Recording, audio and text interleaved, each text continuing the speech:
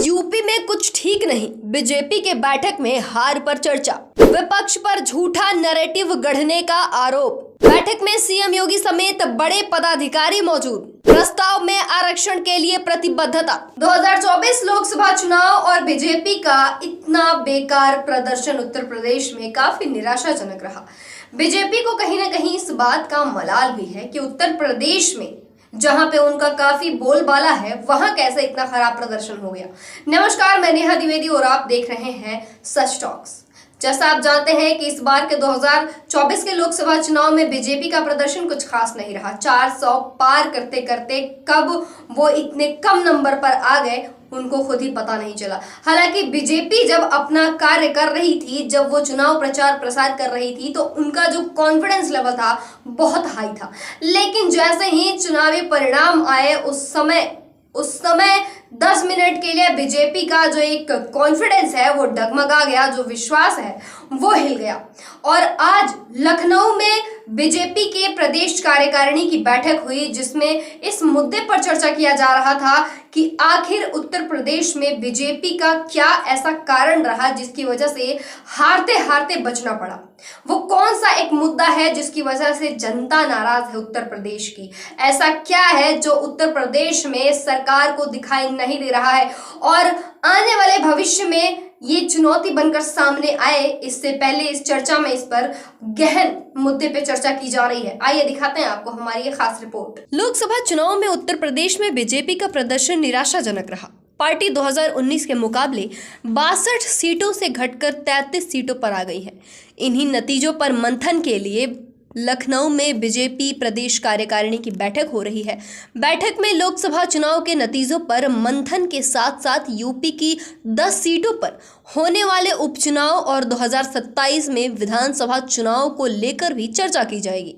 उधर बैठक में शामिल होने आए पार्टी पदाधिकारियों का कहना है कि यूपी में कुछ ठीक नहीं है।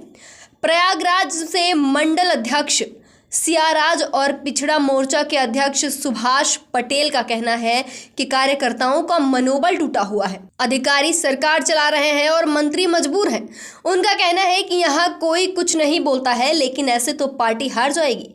मोदी सरकार में मंत्री रहे पूर्व सांसद कौशल किशोर कहते हैं कि विपक्ष के नैरेटिव और पार्टी के कुछ लोगों के कारण हम हारे हैं। उन्होंने कहा कि चुनाव के दौरान फैजाबाद के सांसद लल्लू सिंह के बयान के बाद पार्टी की हालत और खराब हो गई। सांसद विनोद सोनकर का कहना है कि यूपी में हार का कारण विपक्ष का बयान संविधान और आरक्षण खत्म करने का नैरेटिव था। साथ ही उन्होंने अब की बार 400 पार के नारे को भी हार का कारण बताया। यही नहीं, उन्होंने पार्टी के कुछ लोगों पर भीतरघात का आरोप भी लगाया है। वहीं बीजेपी प्रदेश अध्यक्ष भूपेंद्र चौधरी ने कहा कि कार्यकर्ता का सम्मान हमारी प्राथमिकता है। उन्होंने कहा कि पूरी बीजेपी कार्यकर्ताओं के साथ कंधे से कंधा मिलाकर चलेगी। उन्होंने कहा कि हम सब मिलकर संकल्प लें कि यूपी की 10 विधानसभा सीटों पर होने वाले उपचुनाव में 100% जीत हासिल करेंगे।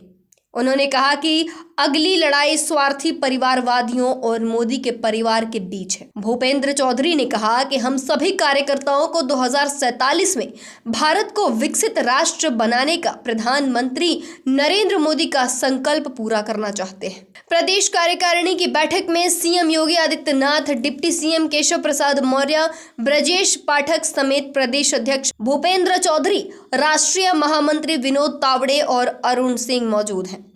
इसके अलावा पूर्व केंद्रीय मंत्री स्मृति ईरानी भी बैठक में शिरकत करने जा रही थीं। बीजेपी कार्यकारिणी की बैठक में राजनीतिक प्रस्ताव भी पेश किया गया, जिसे पार्टी के प्रदेश महामंत्री अनूप गुप्ता ने पेश किया। इस प्रस्ताव में नरेंद्र मोदी को लगातार तीसरी बार प्रधानमंत्री बनाने के लिए जनता का आभार जताया गया। प्रस्ताव में यह भी कहा गया है कि संविधान बदलने, आरक्षण खत्म करने और हर महिला को हर महीने 8500 रुपए देने के नाम पर जनता को ठगा गया है। इसलिए बीजेपी को चुनाव में उपेक्षित सफलता नहीं मिली। बीजेपी ने प्रस्ताव में कहा है कि पार्टी पिछड़े और दलितों के आरक्षण के लिए प्रतिबद्ध है। साथ ही समाजवादी पार्टी पर प्रमोशन में आरक्षण को खत्म कराने का आरोप लगाया है।